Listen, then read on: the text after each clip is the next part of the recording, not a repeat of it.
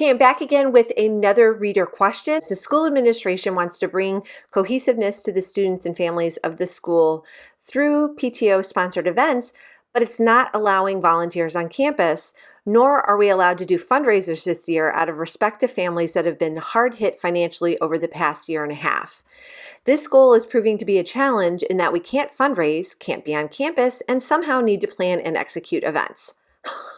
I totally feel for you, and I would so push back on a couple of these things. One, I totally get not being allowed to be on campus, but then there has to be a trade-off. I think sometimes the school administrators think that we're just able to wave our magic wands and make things happen. And that is because most of the time we do act like that. Like we as PTO leaders, we do act like we have those magic wands and we just make it happen. So I think you need to have an honest conversation with them and say, whoa, I'm so excited I'm knocking my computer. I think I think you need to have an honest conversation with them and say, I understand all of the safety precautions, but I need your help in figuring out how to make this work because under these parameters, it's not going to work. The second thing I would say is I really would push back on that fundraising thing. Now, listen, I am not all about fundraising all the time. I am definitely about smart fundraising, right? So you only need to be fundraising when you need to be fundraising. In your situation, I am guessing that you haven't been able to actually fundraise for a good long time, and you definitely do not want to be spending down your accounts so that you have nothing left. My general recommendation is that you roll over enough money from school year to school year so that you have enough to last until the proceeds from your first fundraiser comes in so that you're just not running on fumes or nothing, right? Because PTOs cannot go into the negative. You cannot borrow. You have no recourse other than to fundraise. I think it is kind to want to take into consideration the families that have been hit hard financially during this time. But the truth is that not everybody has been hit hard financially. Some families have been fortunate enough to thrive during this time. They don't have to go into work, so they're not buying work. They don't have to buy new work clothes. They don't have to spend the extra money on gas. They don't have to spend money on more expensive meals away from home.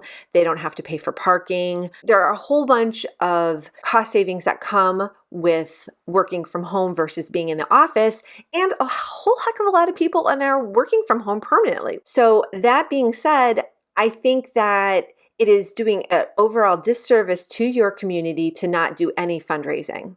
You can certainly do fundraising respectfully because certainly there are many, many families who are struggling financially, but you shouldn't not fundraise because of that. There are always going to be families struggling, and unless the vast majority of the families in your district are in that sort of financial difficulty situation, then maybe then it makes sense.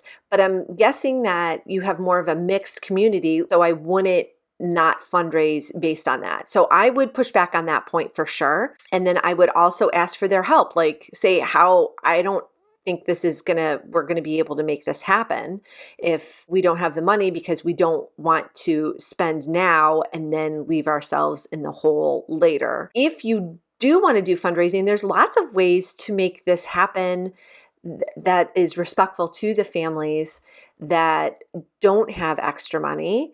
You just kind of say that. You say, look, we know not everybody is able to help.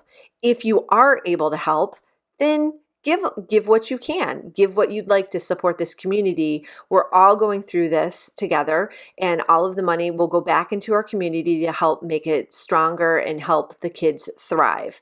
So I think that's it. When you position it like that, no one's going to get upset.